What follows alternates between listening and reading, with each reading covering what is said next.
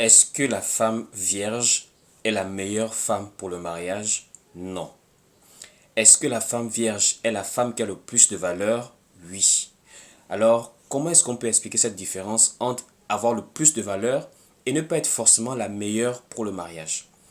Alors, s'il faut d'abord prendre le premier point qui est la valeur de la femme, en réalité, la valeur de la femme se mesure à sa pureté physique, charnelle, ce qu'on appelle la virginité.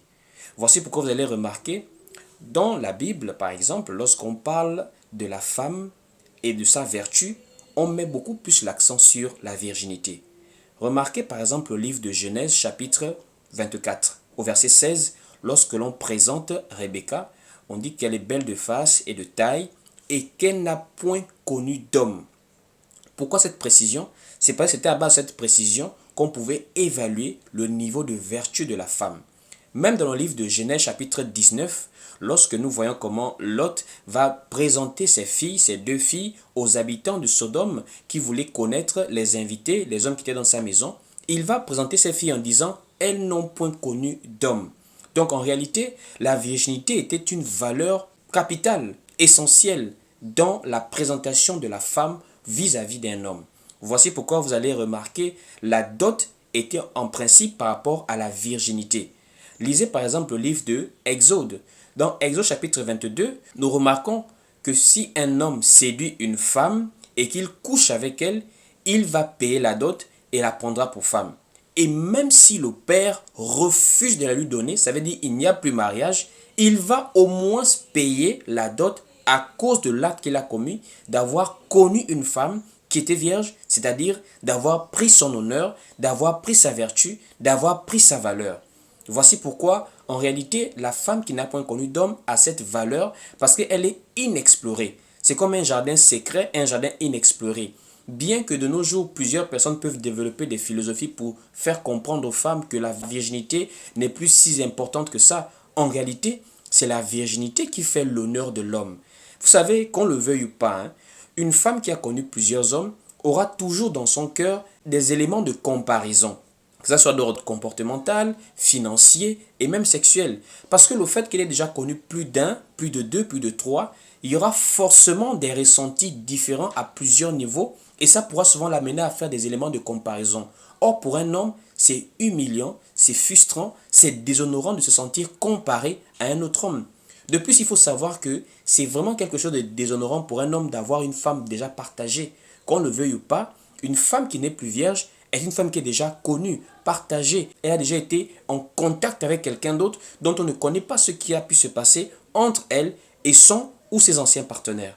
Donc en cela, qu'on soit très clair, la valeur d'une femme, que ce soit dans la Bible, que ce soit dans nos traditions, a toujours été évaluée par rapport à sa virginité, ça veut dire par rapport à sa vertu d'avoir su préserver son corps jusqu'à l'homme qui viendra la doter devant ses parents pour faire d'elle sa femme. Maintenant, est-ce que ça signifie que la femme qui est vierge est la meilleure femme pour le mariage? Non. Pourquoi? Simplement parce que le mariage ne se limite pas au contact physique, à l'intimité. Le mariage est bâti en réalité par rapport au comportement, par rapport à la compatibilité comportementale, émotionnelle, par rapport à la philosophie de vie, en parlant précisément de la croyance, nous par exemple dans la foi en Christ. Et c'est en cela que la parole nous fait comprendre que la vertu d'une femme, la vertu profonde, ou encore ce qui fait d'elle une meilleure femme, c'est son comportement. Regardez par exemple le livre de Proverbes. La parole dit dans le livre de Proverbes que celui qui trouve une femme trouve le bonheur.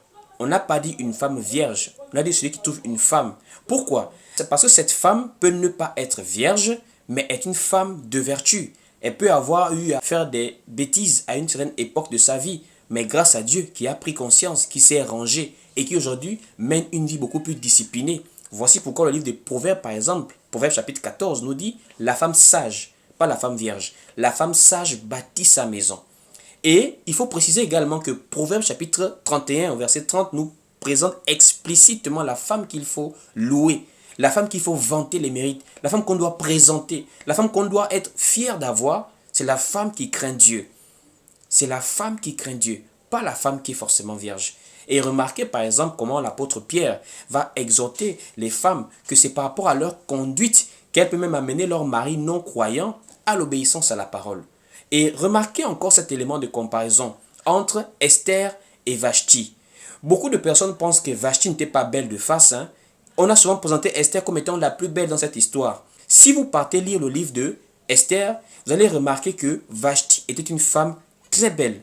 Voici pourquoi d'ailleurs le roi voulait la présenter aux hommes du pays, parce qu'il voulait en fait présenter la beauté de la femme. Mais quand elle a été, dans son comportement, irrespectueuse, elle a été répudiée. Et Esther est venue par rapport au comportement. Parce que le récit dans le livre d'Esther nous fait comprendre que les gens du pays, les gens qui observaient la loi, faisaient comprendre qu'il fallait qu'ils répudient Vashti pour trouver une femme meilleure. Or, Vashti était belle. Mais quand on parle de meilleure, on parle donc de celle qui aurait pu la surpasser, pas forcément en termes de beauté, mais en termes de comportement, parce que ce qui avait fait en sorte qu'il la répudie, c'était son comportement. Donc, la meilleure des femmes, c'est celle qui craint Dieu, celle qui met l'homme à sa place en tant que chef de la maison, celle qui lui donne ce respect et cet honneur, celle qui en réalité a de la vertu dans son cœur. Donc, une femme vierge a plus de valeur, mais la meilleure femme pour le mariage est une femme qui craint Dieu, est une femme qui a un bon comportement, est une femme qui développe en réalité des vertus par rapport à sa conduite dans sa maison.